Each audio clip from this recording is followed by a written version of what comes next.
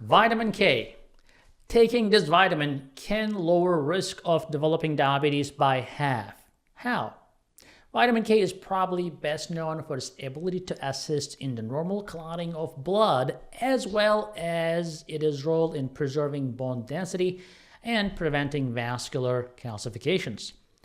Before we dive in, I want to warn you about an important matter around vitamin K. If you are taking warfarin, for example, which is the generic version of Coumadin, it is important to maintain consistency in your vitamin K intake. Warfarin works by blocking a step in the production of clotting factors that are dependent on vitamin K.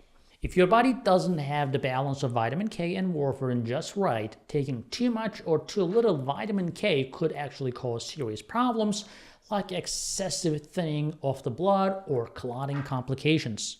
Therefore, make sure to pay attention to vitamin K's effect on your body when deciding how much to take when you are on warfarin. Having said that, assuming you are not taking warfarin, let's talk about benefits of vitamin K in general.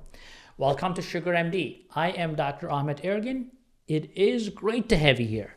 I am sure that together, with the help of all our amazing viewers, we can make a real difference in people's health and well-being.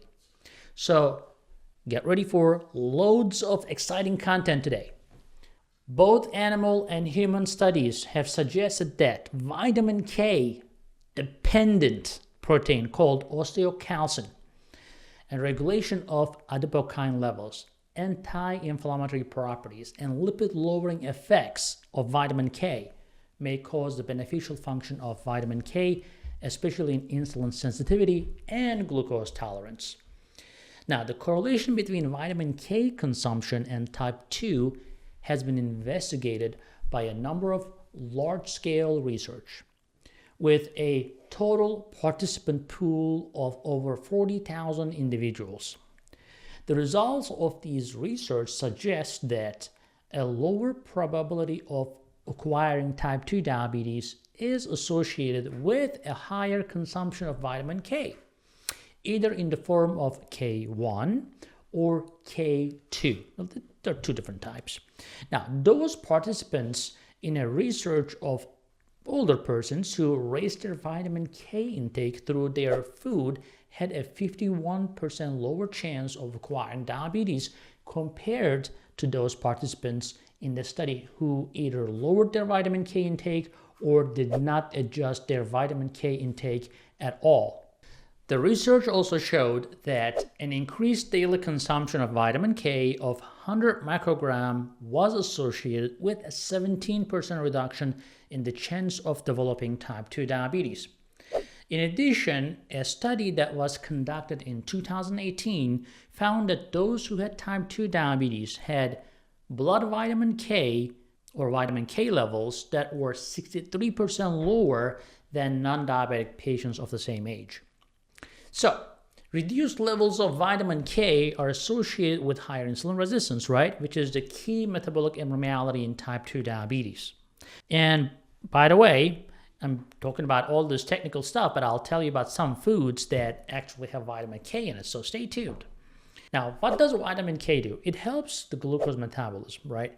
The current studies demonstrate that supplementing with vitamin K, either with K1 or K2, can directly reduce the risk of type 2 diabetes. Now, here's some results.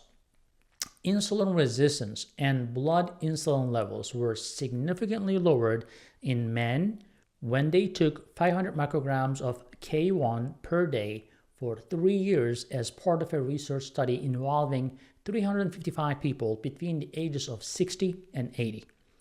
Another study of 82 women, mean age was around 40 years, with pre-diabetes. Again, this is not diabetes, but like early diabetes or, pre-diabetes. The low insulin sensitivity was achieved with 1,000 microgram of K1 that resulted in significant gains in insulin sensitivity and reductions in insulin levels in just 4 weeks. In a 4-week study of 33 healthy young men, that was a younger study, around median age around 29, treatment with vitamin K2 led to significantly enhanced insulin sensitivity. So research suggests that both forms of vitamin K, which is K1 and K2, have a good impact on glucose metabolism, insulin resistance, and other metabolic activities. These findings hold out a great deal of promise for diabetics as well as who are at risk of developing the condition. A new study, a relatively newer study that was conducted and released in 2018, provides additional insight into how vitamin K helps enhance glucose metabolism. Over the course of 3 years, 214 postmenopausal women were randomly assigned to receive either 180 microgram per day of vitamin K2 or a placebo from a Dutch research study. They discovered that, as was to be predicted, that vitamin K activated a group of proteins that are referred as GLA proteins. One of these proteins, osteocalcin, is well known for this part in the metabolism of bones and minerals. Now, these GLA proteins, on the other hand, are dispersed throughout the body and play a significant role in the control of metabolism. In this case, the glucose metabolism. In the group that received vitamin K, a subset of participants who showed the largest increase in GLA protein activity as measured by vitamin K-dependent carboxylated osteocalcin levels, they experienced a significant reduction in abdominal fat mass in comparison to other participants. This was the case because of the vitamin K's ability to carboxylate osteocalcin. Now, this group also had a significant drop in their body mass index, as well as a reduction in their waist and hip circumference as well, and the ratio of waist circumference to hip circumference. So as a consequence of all these findings, there is a decreased likelihood of acquiring metabolic syndrome, insulin resistance, and type 2 diabetes. It has also been demonstrated that vitamin K can increase levels of beneficial hormone adiponectin, which again plays a role in regulation of glucose metabolism. Now, in conclusion, a number of preclinical investigations have shown that vitamin K inhibits the activity of nuclear factor kappa, which is the principal factor responsible for inflammation within the body. So there's mounting evidence that those who consume more vitamin K and have higher levels of blood vitamin K, either in the form of vitamin K1 or K2, they have much lower odds of acquiring type 2 diabetes. Again, those people who take vitamin K have better glucose metabolism, better insulin sensitivity, and decreased body fat. Now, let's talk about the foods that are high in vitamin K. So it's going to be your green leafy vegetables like kale, cabbage, broccoli, collard greens, lettuce, you name it. All the greens, the cruciferous vegetables, are going to be high in vitamin K.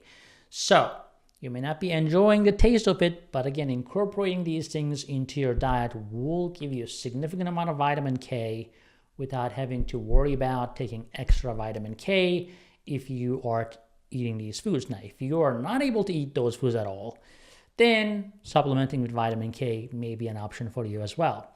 So check sugarmds.com for a lot of vitamins and herbs that we offer, and I will see you in the next video. Hey guys, I hope you're enjoying this channel so far, and I hope you subscribed already. If you didn't, do it. And if you did, watch this video right there. I think that will help you too.